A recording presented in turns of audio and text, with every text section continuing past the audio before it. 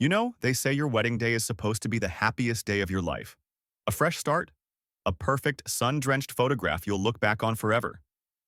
Mine? Mine was a detonation, a planned demolition. Because while everyone was watching my beautiful fiancée walk towards me, I was just counting the seconds until I could show them all the video that would burn our perfect life to the ground. This isn't a love story. This is the story of the end. I want to start by saying, I'm not a monster. I know what some of you are probably thinking.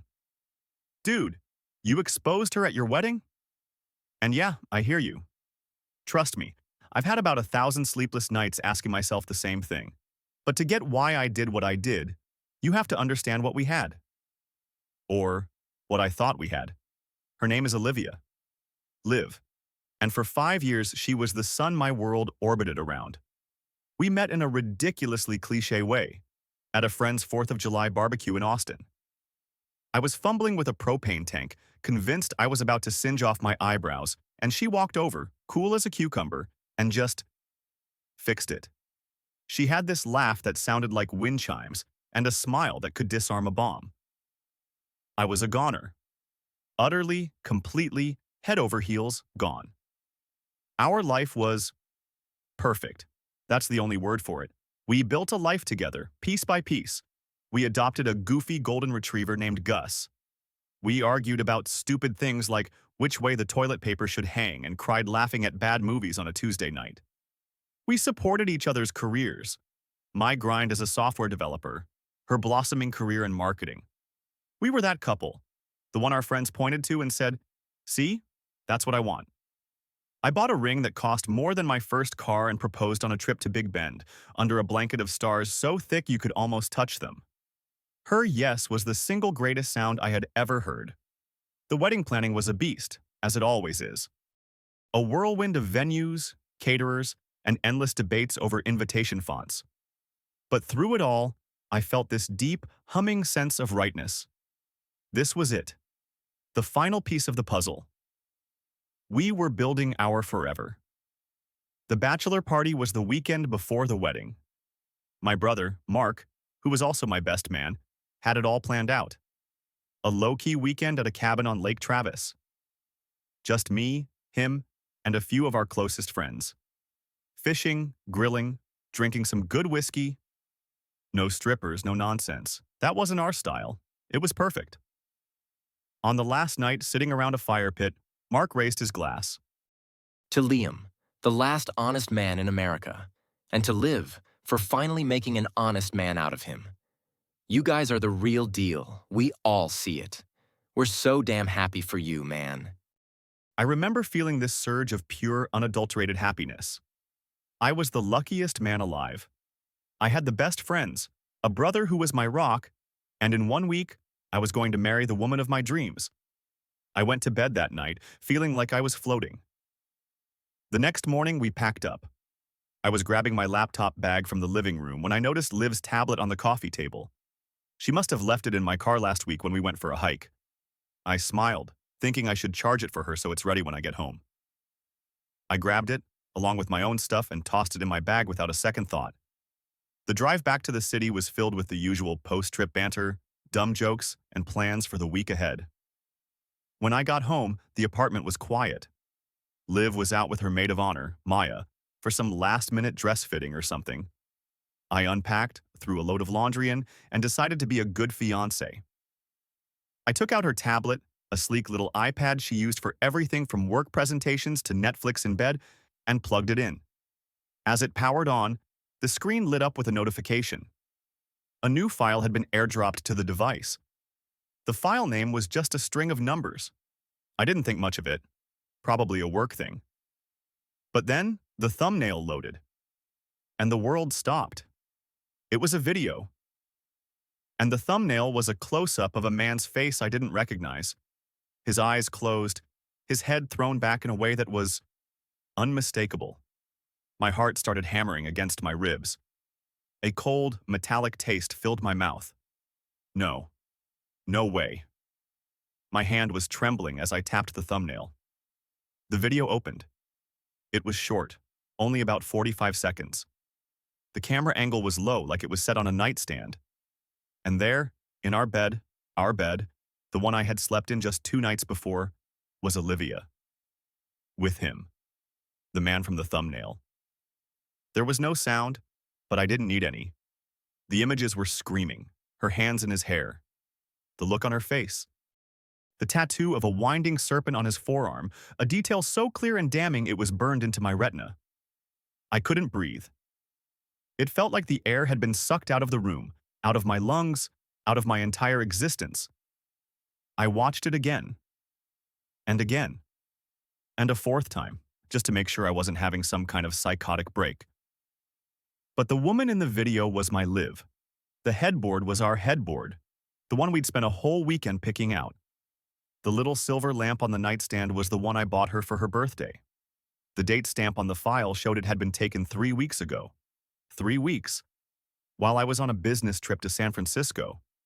I had called her every night from my hotel room, telling her how much I missed her, how I couldn't wait to be home. And she was doing this. In our bed. My first thought was a blast of pure, white-hot rage. I wanted to smash something, to scream, to put my fist through a wall. My second thought was a wave of nausea so intense I had to brace myself on the kitchen counter. I felt like I was going to be sick. This perfect life, this beautiful future we were supposed to have, it was all a lie. A fragile, porcelain lie. And I had just watched a 45-second video that shattered it into a million pieces. I stumbled into the living room and sank onto the couch, the tablet still clutched in my hand. My mind was a chaotic storm. Who was he? How long had this been going on? Was any of it real? Our 5 years, the proposal, her tears of joy. Was it all just an act? That's when I noticed the tablet was synced to her laptop. Her laptop bag was sitting by the door, ready for her to grab for work on Monday, and a new, darker thought slithered into my brain. If the video is here, what else is there? I thought the video was the worst part. I was wrong, so wrong. I sat there for what felt like an eternity, just staring at the wall. The silence of the apartment was deafening. Every tick of the clock was like a hammer blow to my skull. My brain was trying to reboot, to process an error so fundamental it threatened to crash the entire system. Olivia, my Liv, cheating. The words didn't fit together. It was like saying the sky was green. It just wasn't. But I had the proof. Cold, digital, irrefutable proof. My hands moved before my brain could stop them. I walked over to her laptop bag, my movements stiff and robotic, like a marionette. I unzipped it. Inside was her MacBook, a mess of charging cables and a leather-bound journal. I'd seen her writing in it for years. She called it her idea book, a place for work thoughts, creative sparks, and random musings. She was always very private about it. "It's just my messy brain on paper," she'd say with a laugh. "You don't want to see that." Right now, I wanted to see her messy brain more than anything.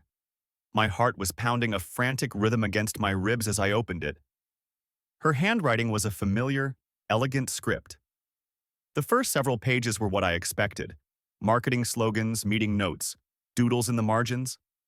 Then I found it. The entries weren't dated, but based on the context, they started about 6 months ago. And it was all there. His name was Julian. He was a freelance photographer her company had hired for a big campaign. The first few entries were innocent enough. Met Julian today. Incredibly talented. Has this intense energy.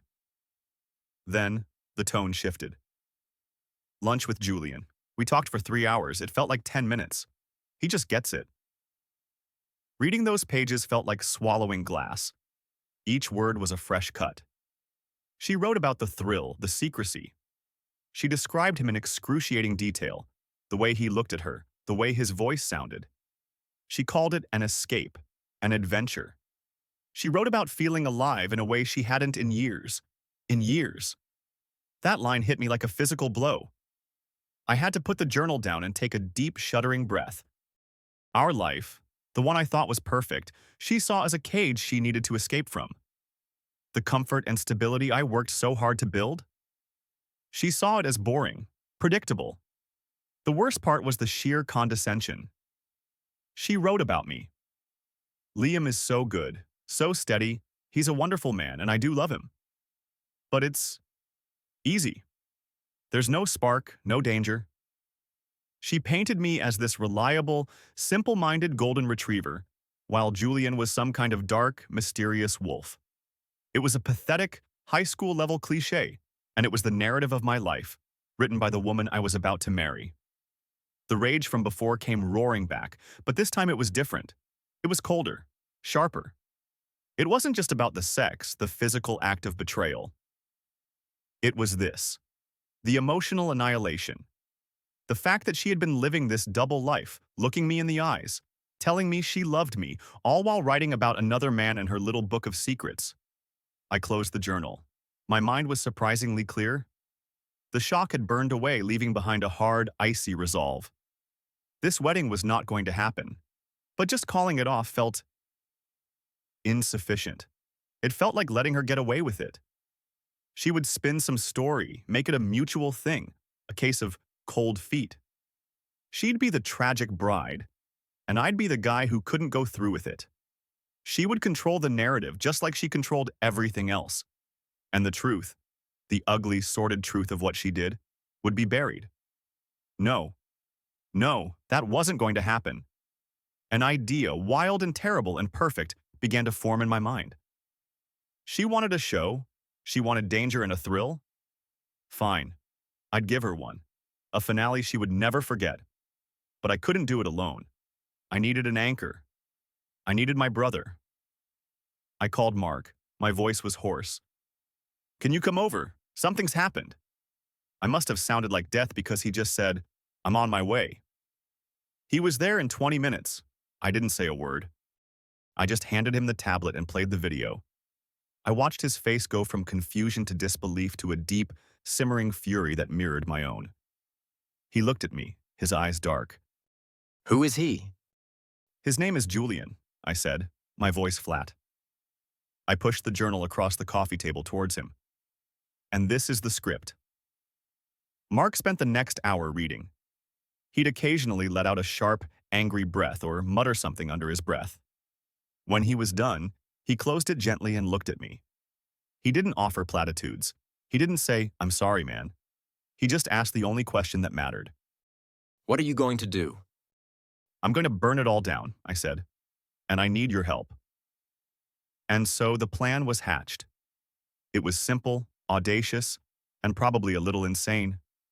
Mark was my tech guy, my co-conspirator. He had a background in event AV from a job he'd had in college. He knew exactly what to do. The venue had a massive projector screen behind the altar, which we were supposed to use for a slideshow of baby pictures and sweet moments from our relationship during the reception. A trip down memory lane, Olivia had called it. Oh, we were going to take a trip, all right. Just not the one she was expecting. The next few days were the longest of my life. I had to act. I had to play the part of the happy, excited groom. When Liv got home that first night, I thought my heart was going to beat out of my chest. She came in, all smiles, and kissed me. Hey you, did you miss me? Her lips felt like ice against my skin. The hypocrisy was so staggering it was almost surreal. I had to summon every ounce of self-control I possessed not to recoil. "Like crazy," I said, forcing a smile that felt like it was cracking my face. "How was the fitting?" "It was amazing," Maya cried. "The dress is... Liam, it's perfect. I can't wait for you to see me in it." I bet, I thought. Have you ever been in a situation like that, where you have to pretend everything is fine when your entire world is on fire? Drop a comment below if you've ever had to put on that mask. I honestly need to know I'm not alone in this because it was one of the hardest things I've ever had to do. Living with her for that last week was a masterclass in psychological torture. Every "I love you," every casual touch, every conversation about our future felt like a fresh betrayal. I was a ghost in my own life, watching a movie play out. I helped her finalize the seating charts, my mind a million miles away, picturing the looks on our family's faces. I listened to her practice her vows, a saccharine collection of lies and broken promises, and I just nodded, my insides twisting into knots. I was operating on pure adrenaline and a cold, hard sense of purpose. Mark and I had our plan. The video file was on a secure thumb drive, a tiny digital bomb. Mark had already talked to the venue's AV guy, a young kid who was more than happy to let my tech-savvy best man handle the slideshow presentation to make sure it all runs smoothly. The stage was set. The night before the wedding, we had the rehearsal dinner. Both our families were there, laughing, sharing stories about us. Olivia's father, a kind, gentle man named Frank, stood up to give a toast. Liam, when Olivia first brought you home, I'll admit I was skeptical. No one was good enough for my little girl. But you, son, you proved me wrong. You're a man of integrity, of honor, and I couldn't be prouder to call you my son tomorrow. To Liam and Olivia, Everyone cheered. I raised my glass, the crystal clinking against the others. I looked at Olivia, who was beaming at me, her eyes shining with what looked like love. And in that moment, I felt a flicker of doubt. Was I doing the right thing? Was this public humiliation necessary? Couldn't I just confront her in private, pack my bags, and disappear? Then I remembered the words in her journal. So steady, so good, but it's easy. I remembered the look on her face in that video, and the doubt vanished, replaced by that same icy resolve. This wasn't just about my pain, it was about the truth. Frank deserved to know who his daughter really was. My family, my friends, they all deserved to know the truth of the person they were welcoming into our lives. She had made a mockery of my love, of our relationship, of the very idea of marriage. Her lies had built this grand stage. I was just going to be the one to pull back the curtain. The next part of this story is where things get truly insane. So if you're not subscribed, now might be the time. You really don't want to miss what happens next. The wedding day arrived, bright and painfully beautiful. The Texas sun was brilliant, the sky a cloudless, mocking blue. I stood at the altar of the beautiful, rustic chic venue we'd spent a fortune on, looking out at a sea of smiling faces. 300 guests, our friends, our family, all here to witness the union of two people who were supposedly soulmates. The irony was a physical weight in my chest. I felt strangely calm. It was the kind of eerie stillness that comes after the storm has passed, just before the real damage is assessed. I'd already grieved. The past week had been a funeral for the life I thought I had. Today was just the epilogue. Mark stood beside me, a silent, solid presence. He gave me a single, sharp nod. The thumb drive was in his pocket. The laptop with the slideshow was already hooked up to the projector. Everything was in place. Then the music started. The procession began. The bridesmaids, dressed in a soft sage green, walked down the aisle one by one. Maya, the maid of honor, caught my eye and gave me a huge, teary smile. She had no idea. None of them did. They were all extras in a movie they didn't know they were starring in. And then, the music swelled. Everyone stood up. The heavy wooden doors at the back of the venue swung open, and there was Olivia. I have to be honest, my breath caught in my throat. She looked stunning, absolutely radiant. The dress was perfect, just as she'd said. She was walking on her father's arm, her face a perfect portrait of bridal joy. For one fleeting, insane second, my brain short-circuited. I saw the woman I fell in love with. The woman I'd planned a future with. The illusion was so powerful, so complete, that I almost forgot the reality. Almost. As she got closer, her eyes locked on mine. She was smiling that smile, the one that used to make my knees go weak. But today, all I could see were the lies behind it. All I could hear were the words from her journal. All I could picture was that 45-second video. The calmness I felt earlier solidified into something harder. Something unbreakable. Frank placed her hand in mine. He squeezed my shoulder. take care of my girl, Liam. I just nodded, my throat too tight to speak. We turned to face the officiant. He began his speech, the standard boilerplate about love, commitment, and the sanctity of marriage. His words washed over me. I wasn't listening. I was just watching, waiting. The air was thick with anticipation. it felt like the whole world was holding its breath. We got through the opening remarks. It was time for the vows. The officiant smiled. Liam and Olivia have chosen to write their own vows. Olivia, you may begin.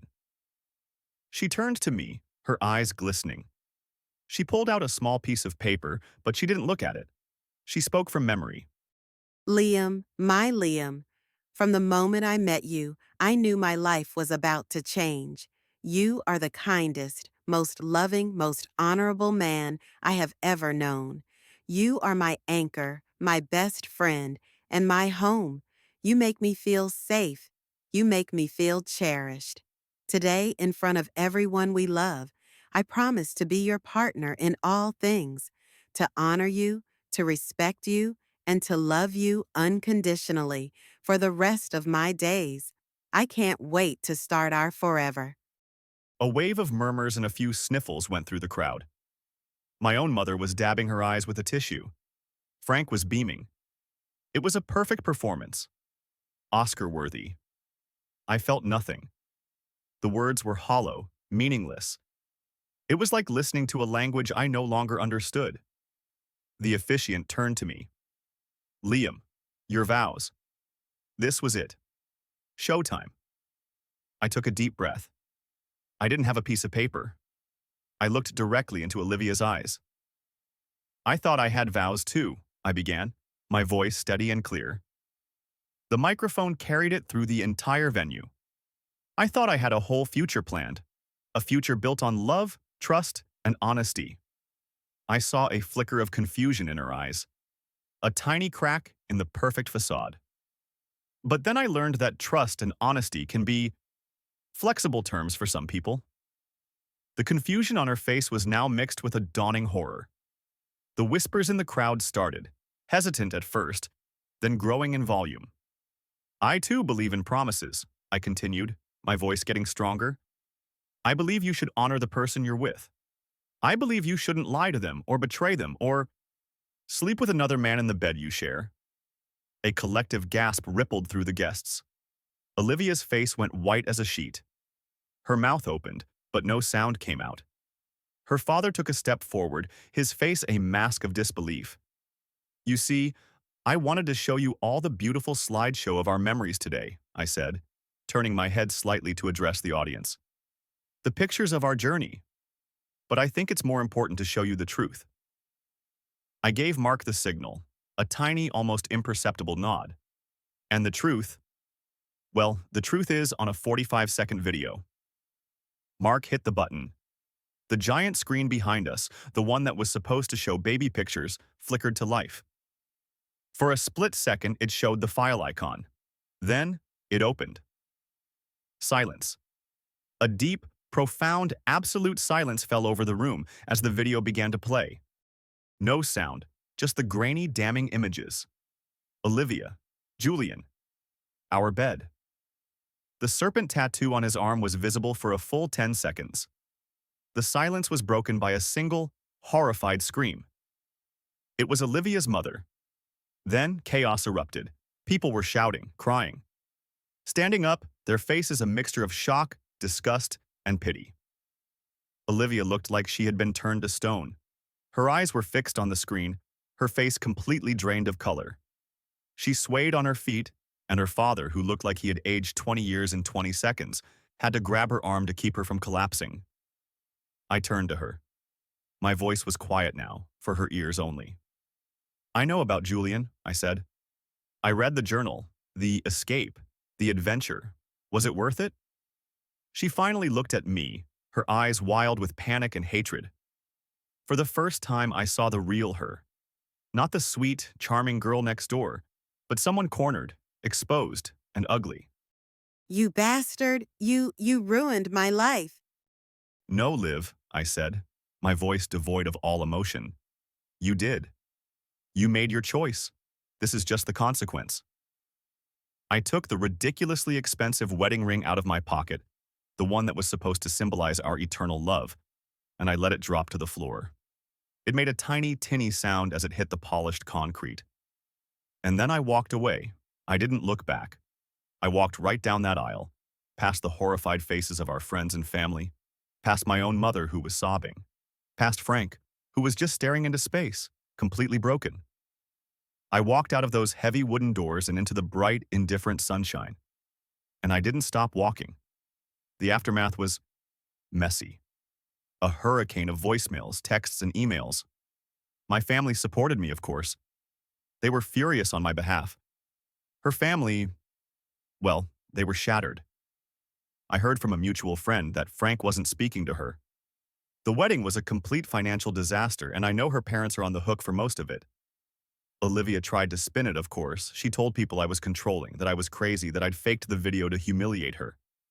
But the proof was too obvious. Too many people saw it. And Maya, her own maid of honor, later admitted to friends that Liv had confessed the whole affair to her weeks ago. The lie fell apart pretty quickly. Do I regret it? Do I regret causing such a public spectacle, humiliating not just her but her entire family? There's a part of me that does. There's a part of me that looks back and sees the collateral damage and feels a pang of guilt. I never wanted to hurt her parents. They were always good to me. But do I regret exposing the truth? No, not for a second. She built a fantasy world on a foundation of lies, and she invited 300 people to celebrate it. She was going to stand there in a white dress and swear an oath before God and everyone we knew, an oath she had already broken a dozen times over.